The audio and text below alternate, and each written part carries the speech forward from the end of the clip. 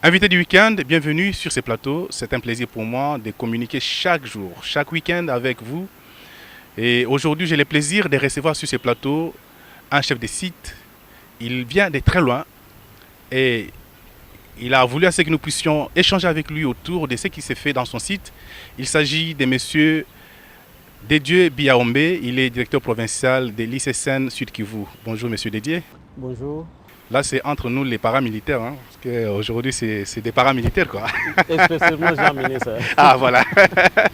Donc, ça, c'est un plaisir de vous recevoir sur ces plateaux, sur la place des évolués, pour parler du site que vous dirigez, les parcs nationaux de Kaouzi-Biega. Comment il se porte? Plaisir partagé. Merci. C'est vraiment un honneur pour moi d'être sur le plateau d'Environ News. C'est un moyen de communication important que nous avons toujours suivi presque partout et qui est vraiment efficace. Je commence par vous féliciter du travail abattu. Merci.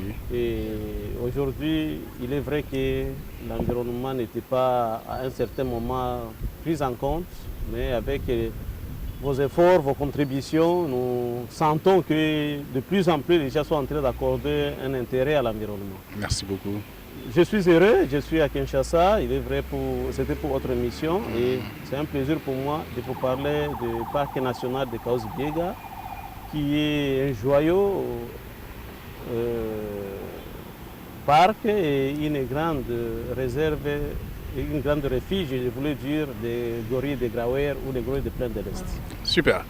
Ça fait 4 ans que vous êtes là comme chef de site. Est-ce qu'on peut penser que les choses bougent?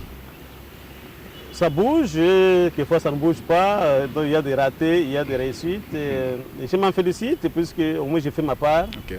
Et il est vrai que je ne peux pas tout faire. Des amis qui m'ont précédé ont fait leur part, et moi je continue, je vais laisser quelque part où quelqu'un d'autre viendra continuer. Alors, vous êtes chef de site du PNKB, mais beaucoup de Kinois, parce que vous êtes à Kinshasa, ne connaissent pas les PNKB. Y compris peut-être moi-même qui suis journaliste, je n'ai jamais été dans les PNKB. Qu'est-ce que ça vous fait lorsque vous constatez qu'une grande partie des Congolais ne connaissent même pas votre site? Ça me fait très mal, puisque nous devons être les premiers à connaître. On ne gère que ce qu'on connaît, Ouais. On ne parle souvent que de ce qu'on connaît. Exact. Et si on ne connaît pas, il est difficile qu'on en parle. Exact. Donc je me sens mal, je dis c'est déjà de ma faute, de la faute de mes prédécesseurs, mais nous pensons que ceux qui viendront, nos successeurs, essaieront de corriger ça. Et ce que je viens de commencer moi-même, je sais que peut-être mon travail n'ira pas trop loin, mais je peux demander à ceux qui viendront après nous de beaucoup communiquer sur les Kaouzi-Biega. On n'a pas beaucoup communiqué sur les Kaouzi-Biega, alors que c'est un site qui a vraiment de grandes valeurs écologiques et naturelles. Je pense que c'est vraiment de notre faute. Et quelles sont ces grandes valeurs? Les grandes valeurs, aujourd'hui, le Kaouzi-Biega, c'est notre seul refuge en RDC où vous pouvez trouver les gorilles de Plaine de l'Est, comme je venais de dire. Ouais. Alors que les gorilles de montagne, vous pouvez les trouver au Virunga, vous pouvez les trouver au Rwanda et en Ouganda. Mais uniquement au Kaouzi-Biega, on peut trouver les gorilles de Plaine de l'Est. Ça, c'est vraiment une des plus grandes valeurs. C'est une espèce endémique. Hein, c'est une espèce vraiment endémique à la RDC et uniquement dans le sud Kivu. Il est vrai que le paysage est vaste. Oui. On peut trouver les gorilles de Plaine de l'Est aussi à la réserve naturelle du Tomboué, où il y a une partie à la Maïko. Mais là où on a la facilité de les visiter, c'est seulement au Kaouzi-Biega. Et c'est le premier site, même en RDC, qui a développé le tourisme à vision des gorilles. Okay. Donc nous avons cette caractéristique.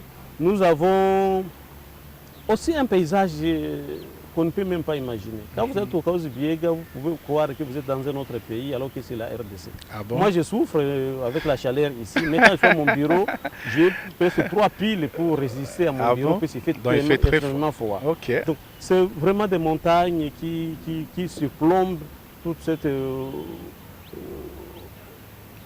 espace au-dessus du lac Kivu et qui fait une grande beauté des sites Kivu. Donc le parc national de Kaouzi-Biega en soi c'est déjà une beauté avec ses mosaïques de forêt, ces montagnes. Puis ça tire les noms de 2 volcans internes, Kaouzi et Biega. Et ça c'est vraiment une superficie de plus de 3000 mètres d'altitude. Donc vous avez même quelquefois des neiges, vous avez des grêles. Des grêles et des neiges. Ah bon? Donc, si je viens, je peux visiter ça? Caribou. Ah! En tout cas, il faut que je parte. Sincèrement, c'est vraiment notre pays. Nous devons l'aimer et aussi nous devons avoir cette amabilité d'aller visiter ces sites qui est un site merveilleux. En tout cas, moi, je serai le premier à y aller. Kinshasa, Kahuzi-Biega. Et je vais faire mon film là dans les Kahuzi-Biega, comme je l'avais fait dans les Virunga. Alors, monsieur le chef de site, ouais. Kahuzi-Biega, ce n'est pas seulement la conservation, mais c'est aussi tout ce qui entoure la vie des peuples autochtones pygmées, parce que dans le temps, c'était leur milieu de vie. Aujourd'hui, ils sont en dehors et ils se posent un sérieux problème. Comment cohabitez-vous avec ces peuples? Merci beaucoup. Je voulais commencer par donner la vision du directeur général, Olivier Mouchette, que je salue en passant, qui nous parle de 4 piliers. Okay.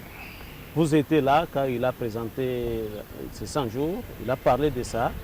Et parmi les 4 piliers, les communautés riveraines font partie déjà de ces piliers-là, l'humanisme. Et si nous parlons de l'humanisme, cela montre déjà qu'au sein même de l'ICCN, on ne peut jamais parler de la protection d'une aire protégée sans penser à la communauté riveraine nécessaire protégée.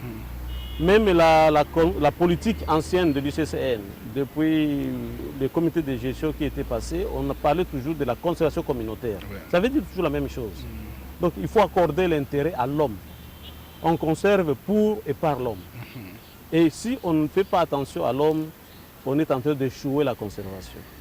Et je suis d'accord que les pygmées sont riverains du parc national de Kahuzi. Mais je ne suis pas d'accord avec vous quand vous dites que les pygmées ont été chassés de Kahuzi-Biega. Cette phrase, je n'ai jamais acceptée. C'est une phrase qui a été fomentée, qui a été créée par les ONG des Congolais, des Bantous, qui se sont portés comme le porte-étendard de la protection des peuples autochtones pygmées. Alors, pour avoir des financements, il fallait dire que les peuples autochtones ont été chassés du parc et le gouvernement zaïrois à l'époque ne les a pas indemnisés. C'est pourquoi il y a des problèmes et il faut nous donner des moyens pour les encadrer. Non, mais il y a quand même des documents qui existent qui prouvent cela. Même les documents peuvent être faux. Comment ça? Il y a de faux documents qui existent et moi j'ai toujours demandé un jour, quand vous serez disponible, peut-être au Kahuzi-Biega, de m'appeler quelqu'un de ces ONG qui va, noir sur blanc, nous démontrer comment ces peuples autochtones pygmées ont été chassés du parc. Un petit exemple. Les peuples autochtones pygmées, nous avons étudié tous l'histoire. Ouais. Ce sont des pygmées. Ouais. Quel est le mode de vie des pygmées? Ce sont des nomades. Ouais. Ils vivent de la chasse et de la cueillette. Mon frère, quelqu'un qui est nomade, qui vit de la chasse et de la cueillette, il n'est pas sédentaire. Donc il se déplace selon les ressources. À l'époque des Nières, il est ici. Mais justement, dans un rayon bien précis.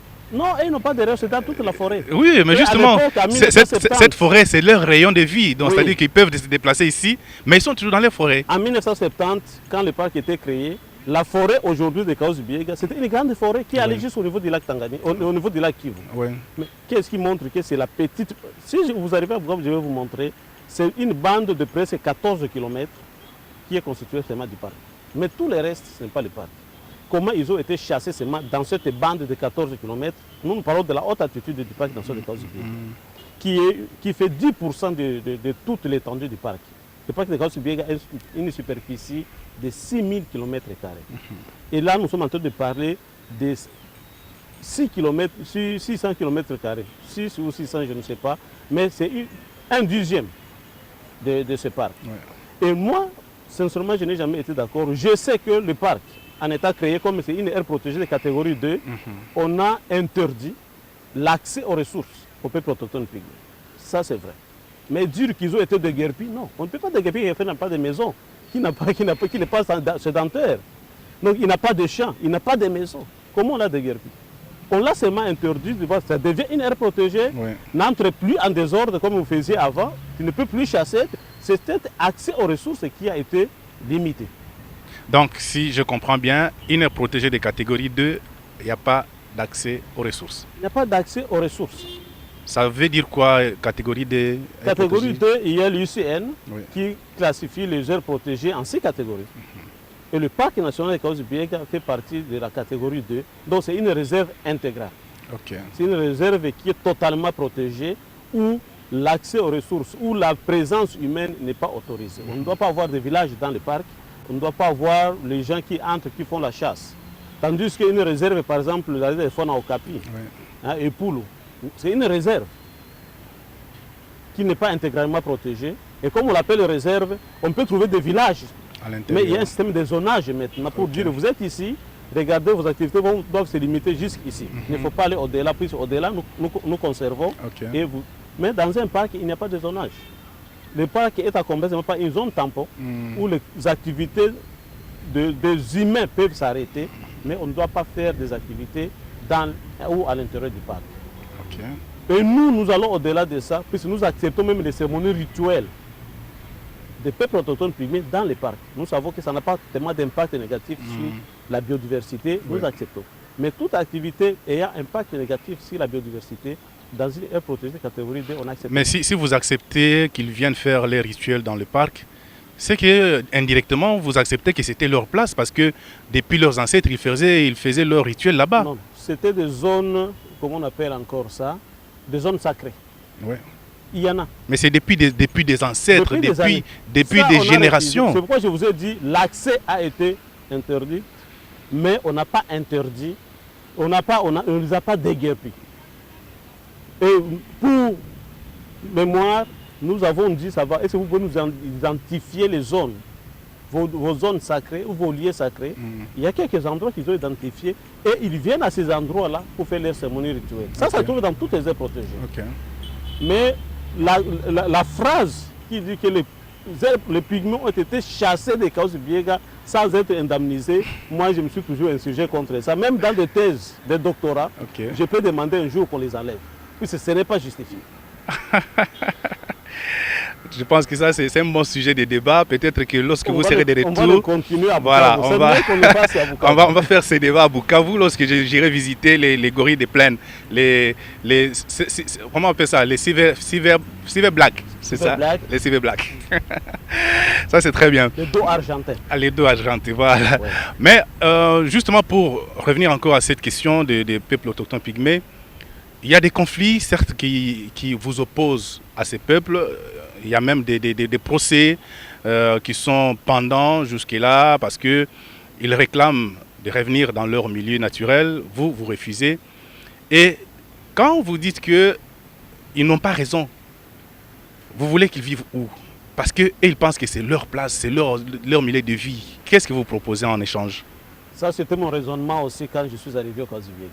Je me suis dit, où est-ce qu'on va mettre ces gens? On nous a toujours dit, pareil, qu'ils n'ont pas d'endroit. Mais curieusement, quand je suis arrivé en 2018, j'ai trouvé calme. Ok. Il n'y avait personne qui était dans la rue. Ils étaient dans des endroits où ils étaient en dehors du parc.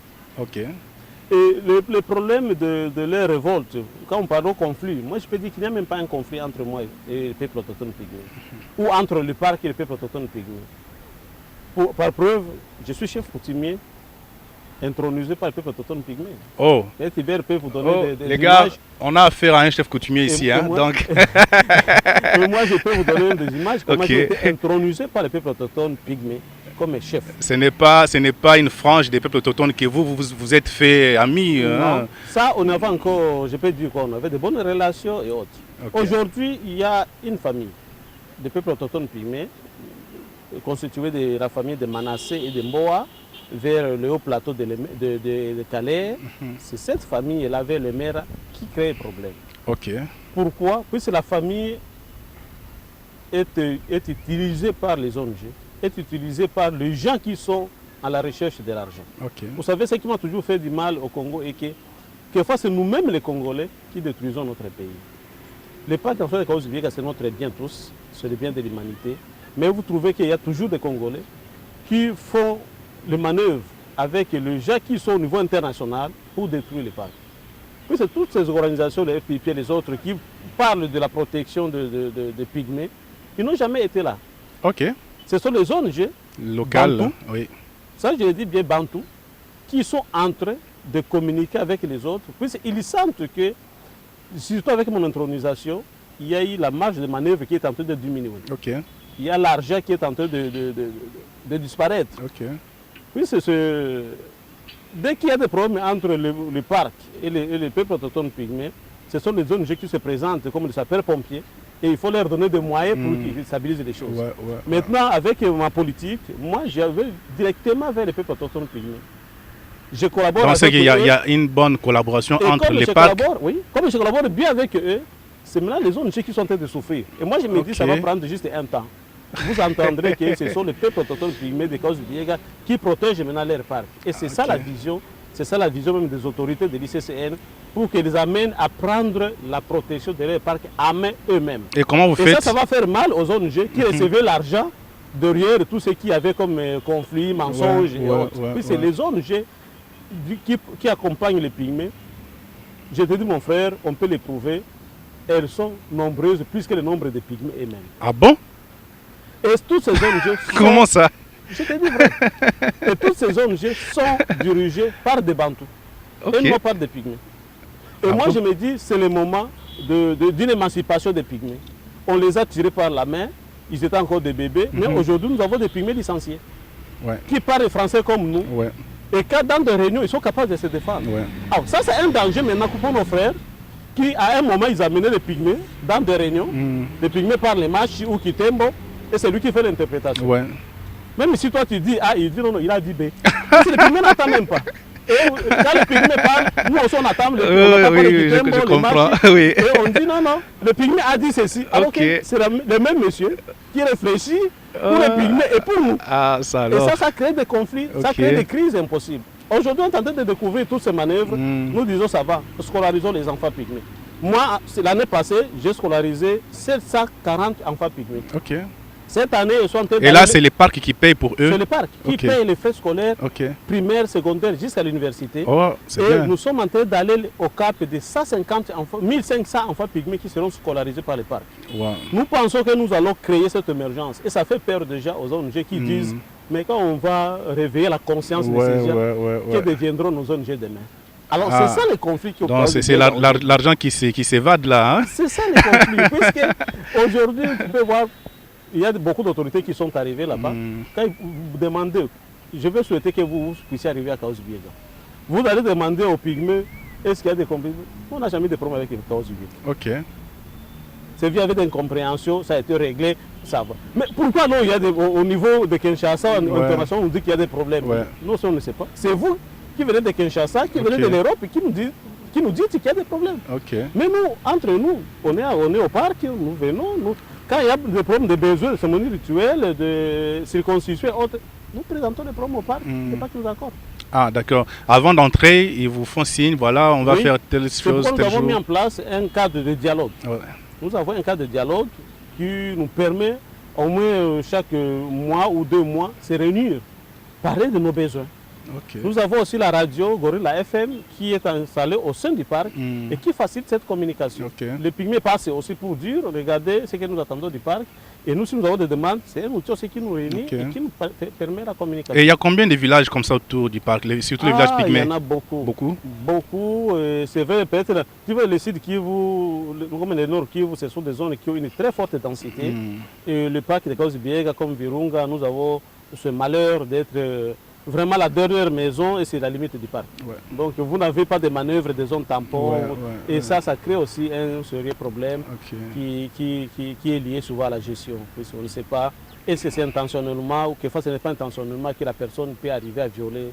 Ça, on le règle entre nous, mais il est vrai que la forte densité de la population fait toujours peur. Même moi, je me dis, 10 ans, 20 ans après, ça sera un problème très sérieux. Par manque de terre, les gens...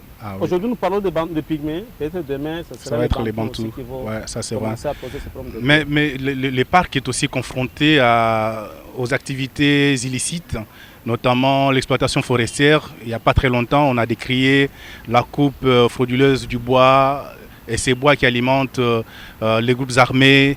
Confirmez-vous tout ça?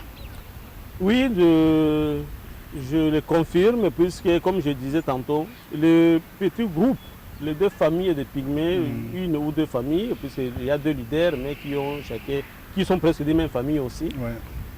le problème qui est là, c'est ce que les gens ne veulent pas comprendre à Kinshasa. Ce sont les groupes armés qui les prennent en otage. Ok.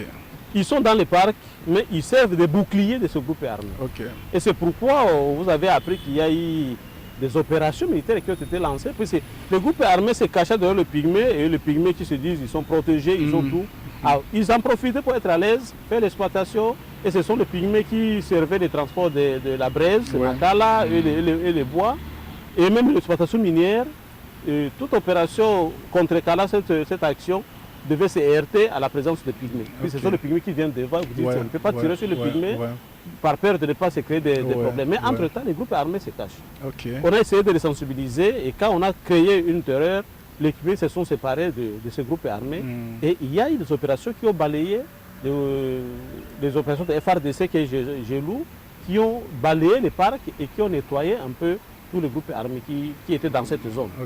Il n'y a pas longtemps, tous ces pygmées étaient déjà en dehors du parc et les groupes armés ont essayé de quitter le parc. Mais ce qui est vrai que l'impact est vraiment déplorable puisqu'il y a eu vraiment une bonne exploitation de bois, une bonne exploitation de minerais et tout ça c'est ce qui renforce même les groupes armés. Vous aviez suivi avec moi, même ici les médias, qu'il y a même un groupe armé qui était entré même dans la ville de Bukavu. Et après ça, ils s'étaient retirés dans les parcs pour se cacher. En fait, les aires protégées aujourd'hui sont le poids de tous ces groupes armés. Puis ce sont les seules forêts qui restent presque dans la zone. Et les gens qui veulent faire des désordres ne peuvent pas rester dans des savanes. De peur d'être vus, même à distance, ils se cachent dans des forêts. Et c'est ce qui fait que nous soyons peut-être à tout moment un peu menacés par ces groupes armés. Et il y en a quand même beaucoup, ces groupes armés, dans le parc de Kahuzi-Biega, contrairement au Virunga. On peut dire aujourd'hui que, contrairement au Virunga, Kahuzi-Biega, non. Et c'est avec les efforts de notre région militaire, la zone de défense, il y a eu la sensibilisation.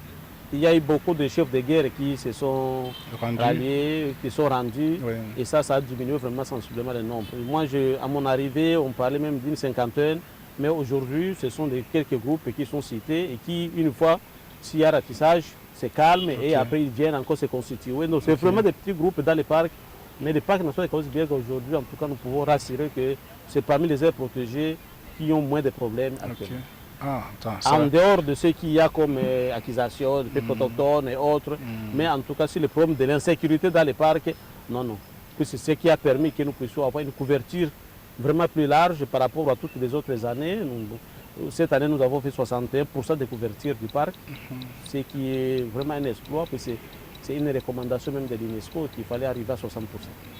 En tout cas, ça me rassure, hein, parce que quand vous me dites qu'il y a la sécurité, je peux venir et aller voir... Et dormir, ronfler sans problème.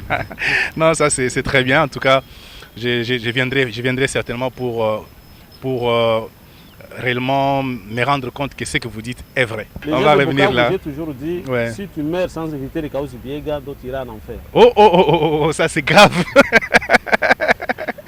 Est-ce que les gens visitent quand même, les gens qui sont autour des Kahuzi-Biega? C'est mon combat actuel. Le tourisme local est vraiment d'une grande importance. Nous pensons que nous devons mettre en place une bonne politique et ça, nous avons besoin de l'appui de la politique nationale qui va encourager pas seulement le tourisme local, mais le tourisme aussi au niveau national. Puisque les gens, les mécanismes de la gestion de la politique touristique pour notre pays ne facilitent pas aussi trop les visites, les entrées, les sorties. Et nous croyons que, comme nous commençons déjà avec les locaux, nous organisons même des portes ouvertes. On leur demande juste un $20, mais ils vous diront non, on ne vient pas. Alors nous disons ça va. Même les écoles, les universités, venez voir et dès qu'ils seront satisfaits, ils vont communiquer aux autres. Et si nous avons un grand nombre de locaux qui arrivent déjà, le message va partir et on aura les internationaux qui seront aussi séduits. Et ça, c'est vrai. Non, c'est très bien. Je vais revenir sur les aspects touristiques, mais je voudrais justement revenir encore sur l'aspect de l'exploitation minière dans le parc.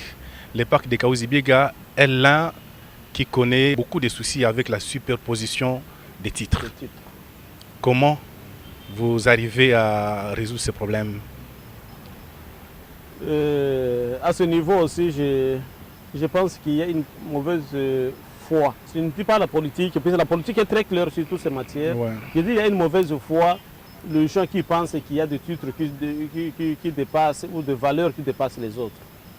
Que ce soit les minéraux, que ce soit la conservation, la biodiversité, que ce soit tous les autres, il est question d'une harmonie entre les cadastres. Nous avons le cadastre minier, le cadastre forestier, le cadastre foncier. Et tous ces cadastres doivent être ensemble pour essayer de nous éclairer sur ces dossiers. Moi, je n'ai pas d'avis à émettre, mais moi, je me dis sincèrement, j'ai le chef-ail du PNKB, je connais les limites du PNKB, et dès que je trouve qu'il y a une concession qui veut pénétrer dans le PNKB, je te chasse. Je te chasse et je n'accepterai jamais qui que tu sois. Tu as une concession, même si tu as quel niveau de pouvoir, je vais te dire d'abord, respectons les lois aussi des pays.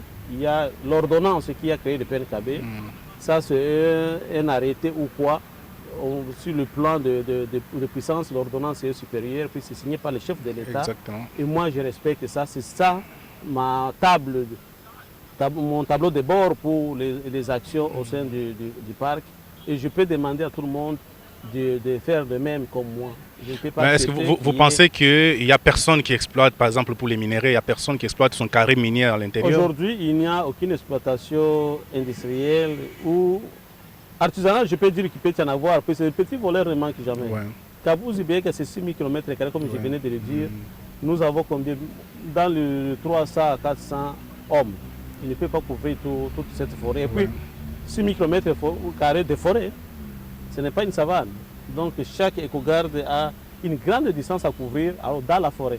Ce n'est pas une chose facile, c'est un défi même au niveau de nos autorités, de la direction générale, qu'il faut vraiment relever. Mais en attendant, il n'y a pas vraiment une exploitation industrielle ou quelqu'un qui a un carré minier dans les parcs, ça il n'y en a pas actuellement. Contrairement au parc de Virunga où il y a les soutiens des partenaires, Kaouzi Biega ne semble pas avoir ces soutiens-là. Comment vous faites pour survivre, pour gérer les personnels que vous avez? Vous avez évoqué déjà à peu près 400 hommes qui travaillent avec vous. Comment vous faites justement pour relever ces défis? D'autant plus que le tourisme ne produit pas quelque chose de grand chez vous. Surtout qu'avec la pandémie encore, on a vraiment enterré le tourisme presque. Non, le Kaouzi Biega vit par miracle. En tout cas, ça je peux le dire. Vit par miracle, puisque je viens moi-même de faire 4 ans au Kaouzi Biega. J'ai reçu des financements de grands bailleurs, presque 2 ans. Et les 2 ans autres, j'ai travaillé sans financement de grands bailleurs. Mais qu'est-ce que j'ai fait? J'ai cherché de petits bailleurs, de petits appuis, de petits partenaires qui ont... Quelquefois, il a la ration, il n'a pas d'argent. On dit non, donne-nous ce que tu as pour manger. Les gars, prenez ça, allez faire des patrouilles. Et c'est de cette manière qu'on a essayé de travailler. Mais je me dis, si Kaouzi Biega pouvait avoir des moyens financiers à la hauteur de Virunga, on peut faire des grandes choses. Ce n'est pas peut-être parce qu'on n'avait pas de projets, parce que les bailleurs de fonds viennent lorsqu'il y a des projets. Ce n'est pas les projets, mais ce sont les hommes qui créent des projets. Les projets qui sont Virunga aujourd'hui, des barrages et autres, ce sont les gens qui sont là, qui ont créé. Mais vous n'avez pas créé, voilà pourquoi on n'a pas de financement. Nous pouvons toujours le faire, mais je vous ai parlé d'une grande chute de l'huile. Ça montre que les potentialités sont là. Ça montre qu'il y a la volonté, si nous identifions tous ces endroits. Mais on ne peut pas les faire avec les mains vides. C'est un problème aussi peut-être de confiance, je ne sais pas. Je ne sais pas vraiment juger qu'est-ce qui fait que Kaouzi Biega n'a pas beaucoup de financement. Puis c'est ce qui est vrai, qu'on a dès le départ, c'est vraiment depuis des années qu'on a essayé de singulariser les aires protégées, qui ne travaillent pas avec les mêmes fonds, alors que dans d'autres sujets, tous les fonds de la conservation sont déposés au niveau du ministère, au niveau de l'agence qui gère, et l'agence essaie de répondre aux besoins selon les aires protégées. Mais au niveau de notre pays, chaque bailleur vient dans les sites qu'il trouve meilleurs. C'est ce qui fait que l'Union européenne, avec beaucoup de moyens, ils sont venus au Virunga et à la Garamba, et ils ont amené des avions, de ceci, tout ce qu'il y a pour montrer qu'ils sont prêts à... Chez vous, quand même, il n'y a pas d'avion. Chez nous, il n'y a pas d'avion, mais nous avons la KfW, qui est la coopération allemande, la banque allemande, qui nous accompagne, mais aussi avec beaucoup d'hésitation, je peux dire, où un peu...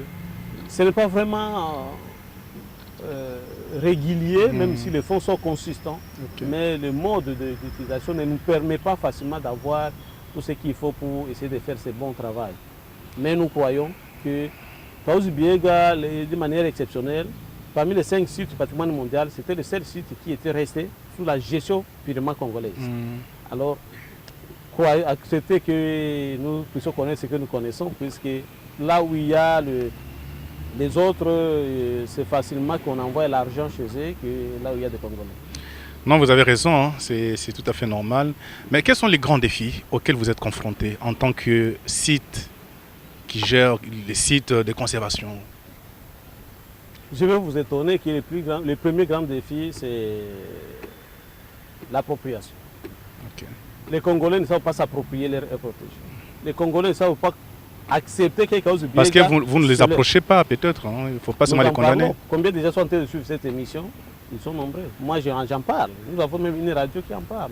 Nous avons au niveau de la province des émissions que nous faisons, des conférences. Vous visitez aussi les écoles, vous parlez. Il y a des écoles qui arrivent. Ouais. Mais l'appropriation, au juste titre, n'est pas là. Je le disais tantôt, vous avez des ONG qui combattent même les parcs. Et ça, c'est pourquoi? Pour que les parcs ne puissent pas avoir les financements. Et si les parcs n'ont pas de financement, il va tomber. Donc c'est toujours nous les Congolais qui sommes quelquefois à la base de tous ceux qui sont en train de connaître dans ces parcs-là. Et alors qu'aujourd'hui, il faut dire vrai, je suis très content de ce qui s'est fait au Virunga, mais sur le plan d'accessibilité, sur le plan de cette sécurité éphémère qui est encore visible, Kahuzi-Biega est plus stable que Virunga aujourd'hui. Ouais. Après tout ce qu'il y a comme groupe armé et autres. Donc on peut accorder vraiment une vision, un intérêt au Kahuzi-Biega, même sur le plan touristique, sur le plan de gestion, c'est un parc qui peut facilement monter et faire l'honneur du pays. Okay. Je crois que parmi les défis, il y a ça aussi. Il y a ce problème de manque de moyens. Kahuzi-Biega n'a pas vraiment de moyens. C'est un grand défi qu'il faut relever. Et dès que nous avons de moyens, nous pouvons faire des merveilles dans ce parc. Je voulais vraiment, surtout, parler de la sensibilité des hommes. Même ceux qui détruisent Kahuzi-Biega. Vous avez appris en 2018, nous avons déguerpi tous les fermiers qui étaient dans les couloirs écologiques. Ouais. Mais les fermiers, c'était qui? Il n'y avait aucun blanc. Il n'y avait aucun Burundais ou Rwandais. C'était les Congolais qui étaient là, qui détruisaient même encore leur parc. Ouais. Donc, pour moi, mais ils ne sont plus revenus, hein? Non, ils ne sont plus revenus. Le plus grand défi de Kahuzi-Biega, c'est d'abord la prise de conscience de la communauté, des Congolais, des riverains, qui doivent comprendre à tout prix, nous devons protéger notre parc. Ah, ça c'est pas assez facile. Hein? Ouais. Et à ce niveau-là, qu'est-ce que vous faites justement pour essayer de réussir? C'est pourquoi il y a des endroits où on essaie d'utiliser la force, comme on a fait pour chasser les fermiers. Ouais. Mais pour réussir, c'est ce que nous sommes en train de faire maintenant avec vous. Nous pensons que Kahuzi-Biega n'a pas aussi beaucoup communiqué. Nous devons essayer de sensibiliser la population pour qu'ils prennent en compte et qu'ils prennent à cœur les valeurs écologiques exceptionnelles qui sont dans cette aire protégée et qui méritent d'être protégées, qui méritent la contribution, la participation de tout le monde. Okay. Vous participez déjà et je peux aimer que vous puissiez continuer à participer. Puis c'est un jour que vous parlerez peut-être du mal de Kahuzi-Biega, vous ne savez pas, ce message-là va tomber dans les oreilles de combien de gens qui seront découragés de ne pas venir peut-être visiter ou participer à la protection. Et ça, c'est le mal de nous les Congolais. Nous parlons facilement de ce qui est mal de chez nous ou de nos biens, de ce qui nous appartient aux autres, croyant que ça fait la fierté alors que nous sommes en train de nous détruire nous-mêmes. Non, ça c'est vrai, vous avez raison. Mais vous avez dit quelque chose qui m'a intéressé, c'est les défis dans les 10 années qui viennent, 10-20 ans qui viennent, les défis de la démographie. Demain, ça va être, aujourd'hui c'est les problèmes avec les pygmées, les problèmes des terres, mais demain ça peut être un problème avec les Bantous, avec d'autres communautés qui sont autour. Comment vous plongez déjà dans les 20 ans qui viennent pour anticiper cela? En tout cas, cette question elle est très difficile pour moi de répondre maintenant. Mais je peux vous dire, le premier combat que nous avons, la première solution que nous avons, c'est ce que nous venons de dire ici, l'appropriation. Okay. Nous avons les eaux de Kinshasa qui sont entourées par des maisons. Mais pourquoi personne ne va construire dans les eaux? C'est parce que nous avons tous compris que c'est notre eau. Ouais. Nous devons les protéger. Et j'ai pris Kinshasa, puis c'est à Kinshasa où il y a des aires protégées qui sont dans beaucoup de pays, vraiment dans de grandes villes, et qui existent. Et les animaux sont là. Donc la prise de conscience des Congolais permettra que ce parc puisse vivre même 50 ou 100 ans après. Okay. C'est pourquoi nous avons pensé mettre en place toute une cellule de sensibilisation tout un mécanisme de contact avec les communautés pour leur dire c'est notre parc. Moi, l'indicateur possible qui est difficilement évaluable, c'est que si tout Congolais au niveau du Sud Kivu d'abord, du Nord Kivu et du Maniema, mais aussi au niveau de toute la République, peut dire ces aires protégées là sont les nôtres. Ce sont nos aires protégées, ce sont nos parcs. On va les protéger, malgré la pression démographique, malgré tout ce qui peut arriver. Mais si on dit, ah, ça c'est pour l'ICCN, ça c'est pour... Non, on va les détruire. Puisqu'on ne s'approprie pas, on ne sentira pas que ça nous appartient. J'ai toujours donné un petit exemple. Je peux avoir un petit téléphone de 15 $. Et toi, tu as ton téléphone de 2000 $. Mais si nous nous débrouillons ici et que la pluie commence en courant, moi je ne vais pas prendre ton téléphone. Je vais courir d'abord sur mon téléphone, même si c'est de 15 $. Ça, c'est vrai. Parce que je vois la valeur de mon téléphone. Ouais. J'ignore la valeur de ton téléphone, même si c'est de 2000. Ouais. Et c'est ça le problème de la conservation. Le jour que les Congolais comprendront que non, c'est notre parc, nous allons les protéger, coûte qui coûte. Mais que répondriez-vous à ceux qui pensent qu'à un moment donné, le parc peut aussi laisser des terres pour les communautés, c'est-à-dire bouger les limites de ses frontières? On ne manque pas de terres au Congo. Il y a même la communauté internationale qui nous demande de céder encore d'autres terres d'autres pays. Les terres sont là. C'est nous peut-être qui utilisons mal nos terres. Et je pense qu'il y a un problème de notre ministère d'aménagement et territoire qui doit vraiment orienter les choses. Tu ne peux pas comprendre que ce soit dans une petite ville comme Bukavu où vous avez une grande superficie, les maisons se superposent. Alors que juste à côté de Bukavu, vous allez aussi vers Chabunda, il y a des étendues de forêts vides qui ne sont même pas ni parcs ni qui que ce soit, mais c'est vide. C'est pour dire qu'il n'y a pas un problème de terre au Congo. C'est un problème d'une mauvaise gestion et répartition ou distribution des terres. Okay. Je ne suis pas d'accord qu'on donne des terres aux communautés parce que la terre ne manque pas, mais qu'on puisse savoir utiliser la terre qui existe et savoir la distribuer aux bénéficiaires. Les parcs nationaux et les aires protégées, la RDC, devront jouer les rôles des moteurs du développement socio-économique des communautés. Et à ce niveau-là, comment vous travaillez avec les communautés autour de votre parc pour booster les développements? C'est ce que je parlais de l'humanisme. Moi, je pensais que le plus grand nombre de riverains du parc national de Kahuzi-Biega, comme nous l'avons dit, ce sont des Bantous, mais exceptionnellement les Pygmées. Et pour aider les Pygmées, nous avons pensé, ça c'est vraiment mon avis à mon arrivée, je me suis dit, on peut donner à manger, on peut donner l'argent, ça va se terminer. Mais accordons un peu d'intérêt à la scolarisation. Okay. C'est pourquoi j'ai ramené de 360 enfants pygmées qui étaient scolarisés chaque année par les parcs. J'ai sollicité aux bailleurs, aux partenaires, pour qu'on arrive même à 1500. Puisque dès que ces enfants-là seront scolarisés, ils prendront conscience. Ils vont participer au développement. On ne développe pas un peuple, on amène un peuple à se développer. Et pour les amener à se développer, il faut qu'on touche d'abord leur mental. Qu'ils comprennent ils sont où, ils sont dans quel monde, quelle est leur valeur aussi. Et c'est là où je condamne souvent les ONG qui veulent faire un bond, ils veulent sauter les étapes. Les peuples autochtones pygmées étaient des nomades. Et si nous voulons les amener à une vie sédentaire, c'est tout un processus, il faut aller lentement avec eux. Mais ils veulent, oh non, non, il faut construire des immeubles. Mais, immeubles, est-ce qu'ils connaissent déjà vivre dans cet immeuble-là? S'il a encore ça, ce sont des valeurs culturelles que nous devons protéger. Mais les amener à savoir, même dans ta hutte, tu peux rester ici, tu peux faire le champ, vous les encadrez dans ces processus-là, qui ne doivent pas aller trop vite. Mais nos amis, malheureusement, ils sont trop pressés, ils réfléchissent à leur place. Ils se disent protéger les Bantous, les Pygmées, mais ils réfléchissent comme des Bantous. Je pense que pour bien protéger les Pygmées, il faut quelquefois entrer dans le cerveau des Pygmées, dans la peau des Pygmées, pour savoir quels sont ses besoins réels. Et c'est comme ça qu'on peut arriver même à toucher la vie socio-économique de ces Pygmées, petit à petit, qui ne sera pas vraiment du tic au tac. Et c'est ça l'humanisme dont le DG Olivier Mouchette parle, dans les 4 piliers. Ça doit être vraiment respecté et c'est notre combat. Et ce n'est pas seulement les peuples autochtones pygmées, mais les Bantous aussi qui sont.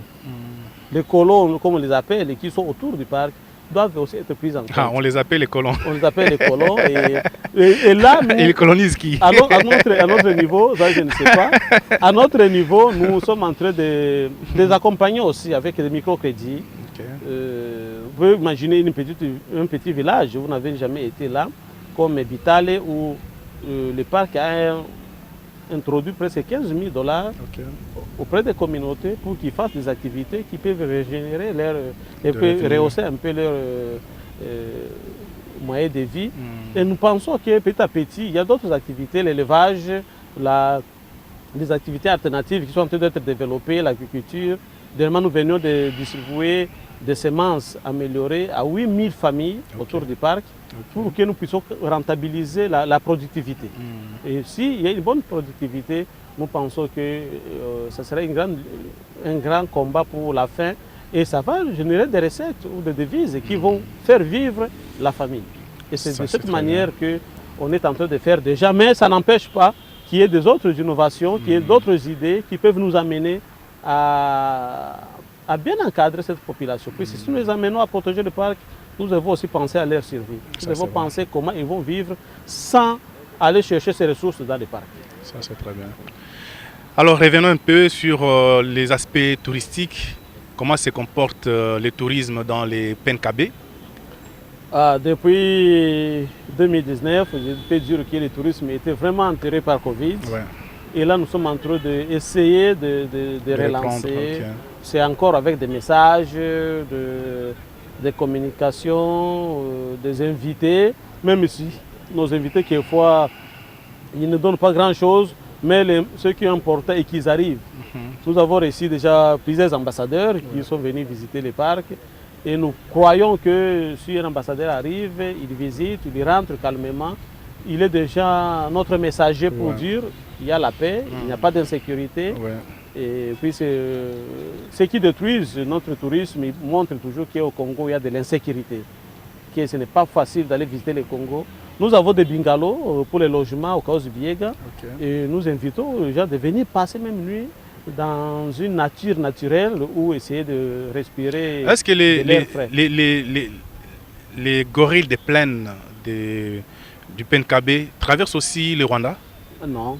Non? Parce que nous n'avons pas une limite vraiment facilement franchissable avec le Rwanda. Le parc de Kahuzi Biega est vraiment à l'intérieur du pays. Et entre le parc et la limite du Rwanda, il y a des grandes villes comme Bukavu, il y a Kavumu. Donc c'est difficile vraiment qu'on soit en contact direct avec les Rwandais. Mais nous avons presque un écosystème avec le parc de Nyungwe, où nous avons aussi la forêt de bambous et presque la même végétation. Mais nous n'avons pas de contact direct avec les Rwandais. Donc c'est seulement les gorilles des montagnes qui traversent facilement. Ce sont les gorilles des montagnes qui traversent facilement, puis là c'est juste une petite rivière qui peuvent traverser. Même deux autres animaux, ce ne sont pas seulement les gorilles.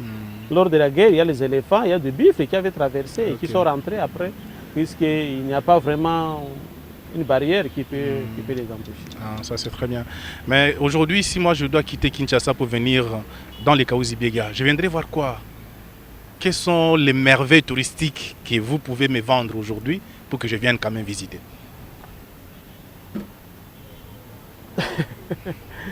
Il y en a, et moi je ne vais pas vous amener à trop loin. Mais il est possible au Kahuzi Biega que nous puissions maintenir un touriste même pendant 5 à 6 jours. Ok. Pourquoi? Quand je parle de gorille des plaines de l'Est, ce n'est pas un gorille qui est là ou en captivité. Le gorille est dans son milieu naturel. Et ce gorille, ce n'est pas, comme je disais, ce n'est pas un dos argenté seul qui navigue. C'est toute une famille. Et nous avons autant de familles. Aujourd'hui, nous avons presque 14 familles qui sont suivies par les Kahuzi Biega. Et ces 14 familles font une affaire de 174 individus de gorilles dans la forêt. Ou visiter par exemple la famille Bonne Année. Tu as besoin de venir visiter encore la famille Chimanuka, puisque les caractéristiques c'est différent. Ce ne sont pas les mêmes. Ah bon? Et vous avez chaque famille de gorilles qui a un plus de ce que vous n'avez pas vu ailleurs. Ah bon? Nous avons des touristes, à l'époque où il n'y avait même pas encore Covid, vous avez un touriste qui vous dit, moi je vais visiter même 4 familles. Et il trouve le plaisir de voir cette différence. Parce que chaque mâle dominant se comporte de sa manière devant sa famille qu'il doit protéger. Et ça, c'est un peu différent. C'est vraiment une bonne curiosité d'y arriver et d'échanger. Peut-être qu'il y a même votre visite qui va nous amener un plus de tout ce que nous connaissons, puisqu'il y a beaucoup de touristes qui, après l'avoir visité, ils nous disent Ah, j'ai vu ça. Non, on n'avait jamais fait attention à ça Ok. aussi. Et il y a des interactions qui se passent. Et si vous Ok. avez la chance, vous pouvez trouver des mâles qui sont en interaction. Ok. C'est aussi une bonne occasion. Aujourd'hui, nous sommes en train d'habituer des familles de gorilles, Nadirembo et Mfanzala. Ces deux familles vont amener un plus pour les visiteurs. Est-ce que vous avez quand même mené des inventaires récents pour savoir les nombres qu'il y a dans les Vous parcs voyez maintenant? qu'à haute altitude ou dans la zone touristique, je vous donne déjà même les chiffres. Mais je me réserve de donner les chiffres pour la basse altitude ou Ok. pour l'ensemble du parc. Puisque nous avons fait déjà des inventaires dans beaucoup de zones. Nous avons presque 3 quarts du parc qui a été soumis à l'inventaire. Et les 1 quart qui n'est pas encore soumis à l'inventaire nous donne une réserve de ne pas donner les chiffres exacts des gorilles Ok. qui peuvent être dans les parcs. Mais déjà les 3 quarts nous donnent des chiffres qui sont supérieurs à ce qu'on avait au départ. Ok. Donc, le baseline montre déjà qu'il y a augmentation des gorilles au parc national de Kahuzi-Biega et ça fait plaisir. Ok. Vous avez toujours suivi dans nos tweets et même Facebook qu'il y a des naissances, qui augmentent au Kahuzi-Biega. Et ça montre la stabilité, ça montre le calme qu'il y a. Donc il y a vraiment la note d'espoir que les gorilles de plaine de l'Est sont bien protégés et ils vont en croissant par rapport à ce qu'il y avait dans les années passées. Quelle est votre grande vision de ces parcs? Waouh! Ma grande vision se rallie à la vision générale de l'ICCN. La vision qui est en train d'être édictée et suivie aujourd'hui par le directeur général. 1. Faire sortir ce parc de la liste en péril. Le parc national de Kahuzi-Biega fait partie des 5 sites qui sont des sites patrimoine mondial. L'année passée, nous avons connu la sortie de Salonga de la liste en péril. Et cette année, nous sommes en train de nous battre dans la vision du directeur général de faire sortir Kahuzi-Biega, peut-être Egaramba, ça c'est lui-même qui avait dit, Kahuzi-Biega et Egaramba de la liste en péril. Ok. Ça fera que le Congo, parmi les 5, aura dépassé la moitié des sites qui seront sortis de la liste en péril. Donc ça c'est la grande vision, que Kahuzi-Biega puisse sortir de la liste en péril. Ok. Ce n'est pas ma vision, c'est la vision du chef que moi j'exécute. Je ne suis qu'un simple exécutant sur terrain, je ne peux pas avoir une vision personnelle, mais j'exécute la vision de ceux qui m'ont envoyé pour gérer ces parcs. Vous avez dit que vous n'êtes pas les derniers à gérer ces patrimoines. Vous êtes un passager. Demain après-demain, ça va être une autre personne qui va venir. Et si vous partez, qu'est-ce que vous allez regretter que vous n'avez pas pu faire pendant que vous étiez là? Comme la liste en péril, le dossier n'est pas encore validé. Si je partais avant la sortie de la liste en péril, en tout cas, ça sera un grand regret dans toute ma vie. Peut-être un peu d'histoire. J'ai déjà 2 grands résultats à l'ICCN pour lesquels je me suis toujours vanté. J'ai participé à la création de la réserve naturelle de Sankourou jusqu'à la sortie de l'arrêté en 2007. J'ai participé ou j'ai conduit avec des partenaires la création du parc national de l'Omami. Et en 2016, nous avons eu les décrets. Et aujourd'hui, je serai heureux de participer avec toute l'équipe à la sortie du parc national de Kahuzi-Biega de la liste en péril. Ça sera le 3e résultat. Je pense que ce sera le dernier pour moi dans la conservation. Je serai trop fier d'avoir réalisé 3 grands résultats dans mon carrière. Alors, Monsieur Dédié Biaombé, ça a été un plaisir de vous recevoir ce week-end comme notre invité. C'est vraiment pour moi beaucoup d'informations que j'ai reçues ce matin avec cet échange. En tout cas, merci pour votre visite. C'est moi qui vous remercie et je pense que ça ne sera pas la dernière fois. Pas du tout. Donc la deuxième fois, ça va être sur place. En tout cas, j'attends patiemment ce moment et je compte vraiment sur vous. Merci beaucoup. Donc, fidèles téléspectateurs, c'est par ici que nous mettons un point à cette édition. Ça a été un plaisir de recevoir les chefs de site de Kahuzi-Biega. Et avec nous avons échangé, nous avons passé en revue toutes les questions que vous vous posiez peut-être avant. Voilà que vous avez les réponses. Donc, je vous fixe rendez-vous prochainement avec un nouvel invité. D'ici là, portez-vous bien et à la prochaine.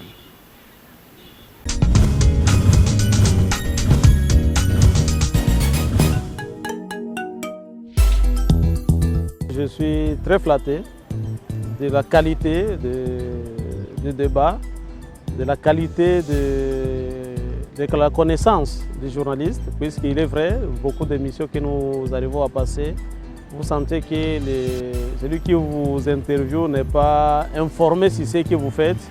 Et moi, je suis très heureux puisque j'ai senti que Environ News est en train de nous suivre. Ils sont au courant de tout ce que nous faisons et ça nous enchante. de savoir que nous sommes suivis et nous sommes écoutés. En suivant les questions et les débats, je me suis rassuré qu'on n'est pas seul dans les combats.